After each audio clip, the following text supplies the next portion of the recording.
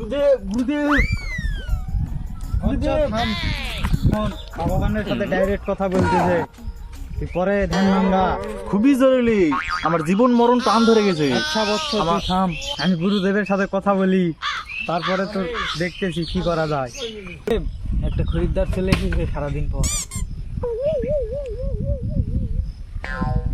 এবার মনে হয় ব্যবসাটা আমাদের হবে। খাওয়া কয়েকদিন ধরে বসে আছি, কোনো ব্যবসা নাই ভাই।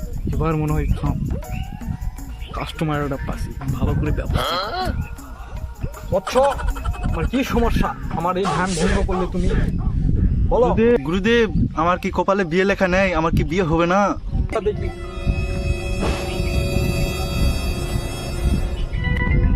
আরে তোর কপালে তো দুটা বিয়ে দেখতে পাচ্ছি। শালা, আমার দুইটা বিয়ে হবে?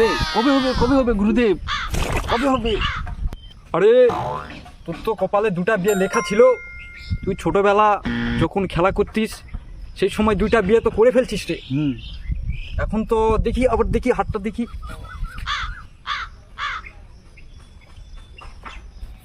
তোর তো কপালে আর হাতেও বিয়ে লেখা নাই রে। তোর তো আর বিয়ে হবে না, দুইটা বিয়ে তো তোর হয়ে গেছে অলরেডি।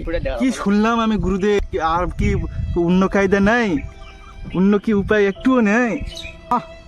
অনেক দেখলাম, তোর কপালে আর বিয়ে লেখা নেই। দুইটা ছিল, ওরা হয়ে গেছে, ছোটবেলায় করে ফেলছিস তুই, আর বিয়ে হবে না তো। না, এটা আমি বিশ্বাস করি না গুরুদেব, এটা আমি বিশ্বাস করি না। থাকেন গুরুদেব, আমি চলে গেলাম।